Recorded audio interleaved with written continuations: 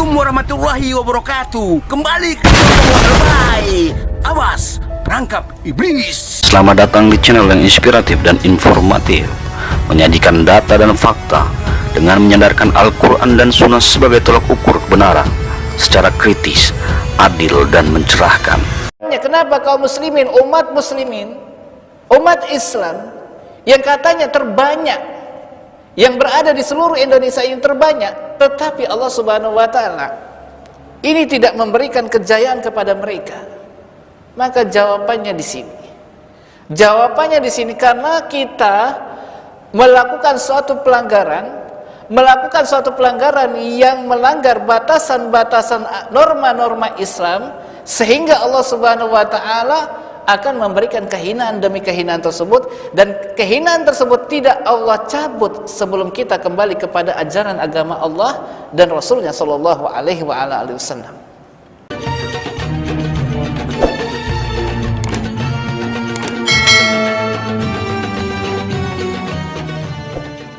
Bismillahirrahmanirrahim. Allahumma sholli ala Muhammad wa ala ali Muhammad. Insya Allah kita selalu dalam naungan Allah Tabaraka wa Ta'ala, selalu kuat dan tegar kokoh menjalani sunnah, mengikuti ajaran-ajaran Nabi mulia yang memberikan syafaat kelak di yaumil mahsyar. Saudaraku seiman, seislam, mari kita semuanya, wahai umat Islam Indonesia, bersatu padu, berpegang kuat kepada tali pengikat yang kokoh, tali agama Allah, kitab Al-Quran dan sunnah Rasulullah, agar Indonesia tidak seperti Andalusia, Cordova, yang pernah berjaya, sukses, hilang gemilang, jadi pusat peradaban ilmu pengetahuan dari berbagai negara. Sekarang hilang musnah. Lebih kurang 700 tahun tegak berdiri kejayaan umat Islam dalam suatu negara pemerintahan yang hebat di Cordova, Andalusia. Kenapa bisa hilang? Kenapa bisa hanya tinggal sejarah sekarang ini? Saya hanya beri saran saja kepada saudaraku seiman, seislam yang dimuliakan Allah. Sekali-sekali perlu kalian mempelajari tentang Islam Cordova. Pelajari Islam Cordova, tinggal klik kok. Hancurnya Islam di Cordova disebabkan apa? Umat Islam yang fasik kok. Umat Islam yang munafik, tergiur, terlena dengan harta dan benda serta jabatan. Mereka durhaka kepada Allah. Semoga kita tidak seperti itu. Semoga kita tidak jadi umat Islam yang durhaka kepada Allah. Azab Allah sungguh sangat berat. Saudaraku seiman seislam, mari kita mentaati Allah. Jangan bawa amarah, apalagi rasa dengki. Jangan. Siapapun Anda, jika Muslim adalah saudara. Walaupun kita selalu berbeda pendapat, ya wajar, keluarga besar, ada bentrokan. Alat-alat dapur pun sering berbentrok bunyi. Antara piring, cangkir, birak piring, bentrok bunyi. Biasa. Bukan suatu masalah. Mari. Yang melaksanakan keyakinannya silakan. Tapi jangan larang kami, pengikut salaf, menyampaikan ulama-ulama poros Nabi, memberitakan, menerangkan tentang hukum-hukum dalam Islam. Jangan kalian salahkan kami. Jangan tuduh kami membid'ah-bid'ahkan amalia kalian. Tidak, gak ada hubungan sama kalian. Islam itu bukan di Indonesia saja. Islam itu ada di Malaysia, ada di Brunei, di Amerika, di Inggris, Australia, di mana saja di penjuru dunia ini Islam ada. Jangan kalian merasa para ulama itu memojokkan kalian. para ulama poros Nabi menyalah-nyalakan kalian. Terlalu sempit pemikiran kalian seperti itu. Bukan begitu cara berpikir. Justru sebaliknya. Kalian punya akal. Gunakan akal itu sebaik mungkin. Sesehat mungkin. Cari kitab-kitab Bukhari Muslim. Benarkah ulama poros Nabi menyampaikan itu? Bukan marah. Tapi berpikir. Merenung. Cari kitab. Pelajari. Itu baru begini. Salafi Wahabi menyalah-nyalakan Amaliyah, menyesat-nyesatkan, apalagi ada yang mengatakan mengkafir-kafirkan, ini fitnah keji.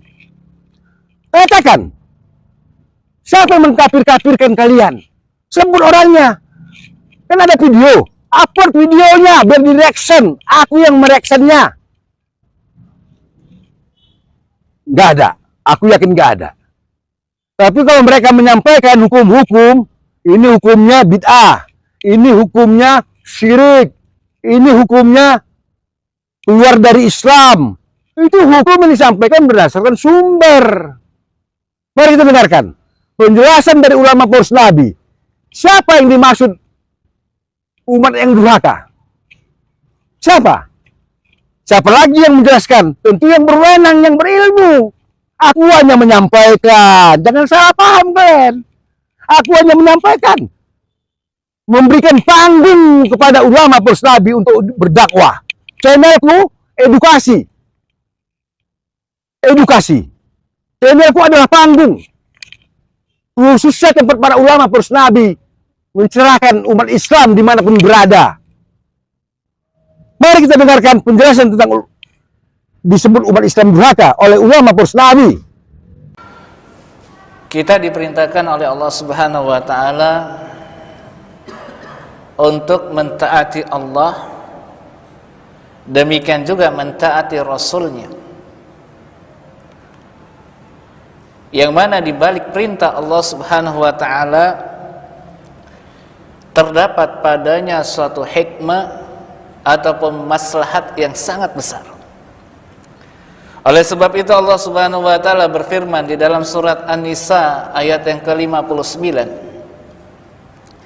Kata Allah Subhanahu wa taala menyatakan, "Ya ayyuhalladzina amanu atti'ullaha wa rasuluhu wa ulil amri minkum fa in tanaza'tum fi syai'in farudduhu ila Allahi wa rasulih in kuntum tu'minuna billahi wal yaumil akhir dzalika khairu wa ahsanu ta'wila." Kata Allah Subhanahu wa taala dalam ayat ini menyatakan, memerintahkan, menyerukan, wahai orang-orang yang beriman, taatilah oleh kalian Allah dan taatilah oleh kalian Rasulullah dan pemimpin di antara kalian. Kemudian Allah Subhanahu wa taala memberikan sebuah solusi. Apabila terjadi suatu perselisihan, maka kembalikan perselisihan itu kepada hukuman, yaitu Al-Quran dan As-Sunnah. Oleh sebab itu Allah Subhanahu wa taala melanjutkan, fa in tanaza'tum fi syai'in farudduhu ila Allahi wa rasulih. Fa in tanaza'tum fi syai'in, jika kalian terjadi suatu perselisihan, farudduhu ila Allahi wa rasulih, maka kembalikanlah hukumnya kepada Allah dan Rasulnya. In kuntum tu'minuna billahi wal yaumil akhir, jikalau kalian beriman kepada Allah dan beriman kepada hari akhir, dzalika khairu wa ahsanu ta'wila, maka yang demikian itu adalah kesudahan yang baik. Maka dalam ayat ini merupakan perintah dari Allah Subhanahu wa ta'ala bahwasanya kita diperintahkan untuk mentaati Allah dan mentaati Rasulnya. Demikian juga hendaknya mereka perkataan orang-orang yang beriman ketika diajak, ketika diseru kepada jalan Allah dan Rasulnya, maka mereka orang-orang yang beriman senantiasa menjawab sami'na wa ata'na. Sebagaimana firman Allah Subhanahu wa taala di dalam surat An-Nur ayat yang ke-51. Allah Jalla Jalalu berfirman, "Innama kana qaulal mu'minin idza du'u ila Allahi wa rasulih liyahkuma bainahum ay yaqulu sami'na wa ata'na wa ulaika humul muflihun." Maka kata Allah Subhanahu wa taala menyatakan, sesungguhnya ucapan orang-orang yang beriman apabila mereka diseru ke jalan Allah dan Rasulnya, kemudian mereka berhukum dengan hukum Allah dan hukum Rasulnya, niscaya mereka orang-orang yang beriman akan berkata sami'na wa ata'na. Maka mereka akan berkata, kami mendengarnya dan kami mentaatinya. Wa ulaika humul muflihun. Maka mereka itulah orang-orang yang beruntung. Maka ma'asyiral muslimin, jamaah yang semoga dirahmati oleh Allah Subhanahu wa taala, maka berhati-hati pula bagi mereka orang-orang yang senantiasa menyelisihi sunnah Rasulullah sallallahu alaihi wasallam. Niscaya mereka akan mendapatkan yaitu fitnah. Demikian juga mereka akan mendapatkan azab langsung dari Allah Subhanahu wa taala. Allah Subhanahu wa taala berfirman di dalam surat An-Nur ayat yang ke-63. Kata Allah Subhanahu wa taala memberikan peringatan, "Falyahdharil ladzina yukhalifuna an amrih an tusibahum fitnah aw yusibahum adzabun alimun." Kata Allah Subhanahu wa taala menyatakan, "Falyahdharil ladzina yukhalifuna an amrih."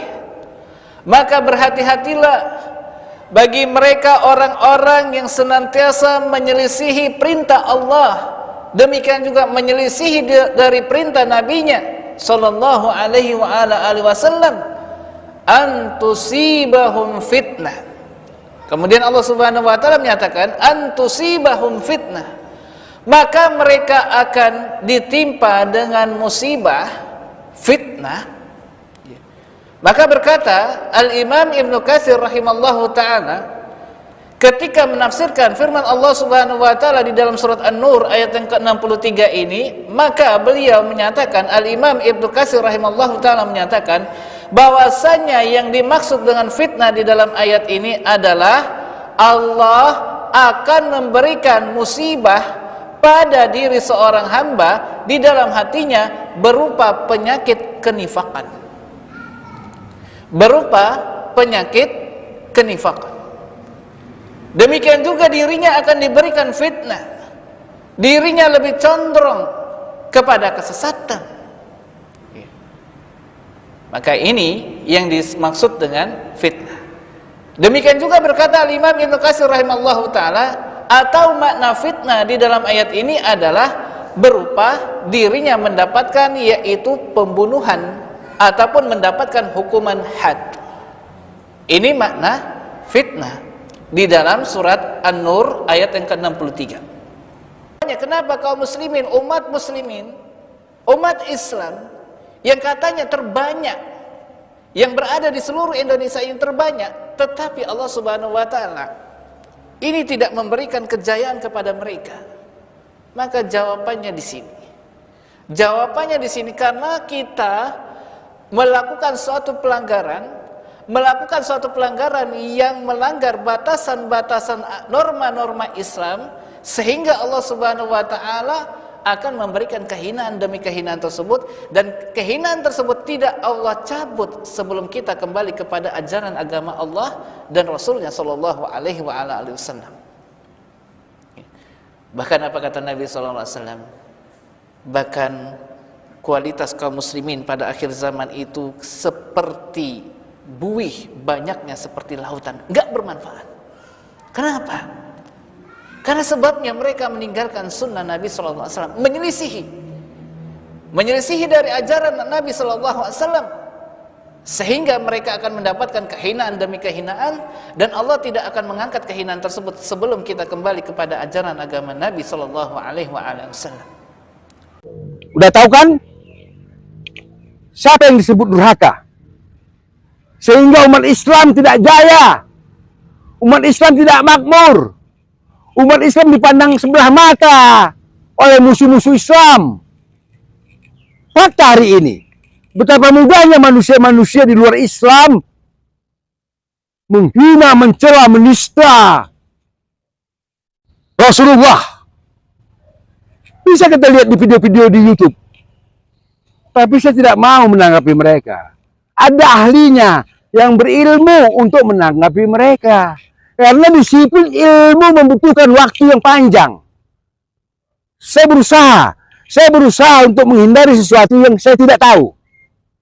Tapi inilah akibatnya kita sebagai umat Islam durhaka kepada Allah, durhaka kepada Rasulullah, sehingga kita hina, nista, nggak maju-maju.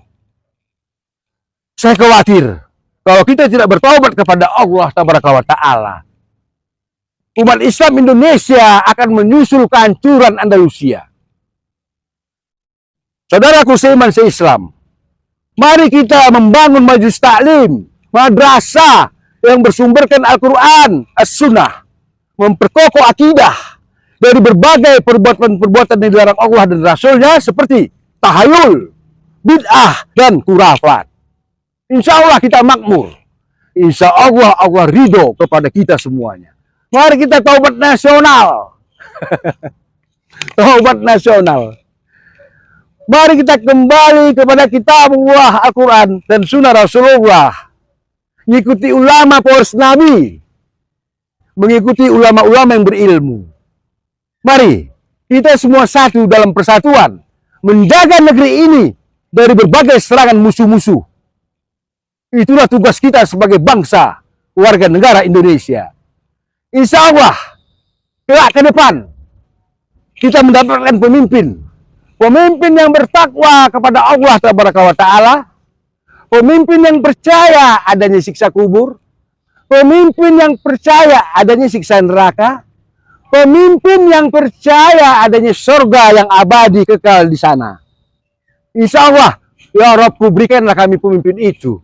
Berikanlah kami pemimpin itu, pemimpin yang adil untuk semua agama di negeri ini.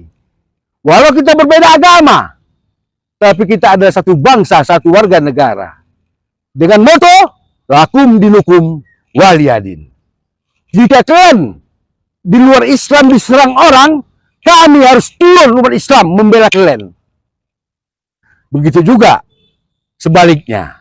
Karena kita satu kesatuan di wilayah negara kesatuan Republik Indonesia.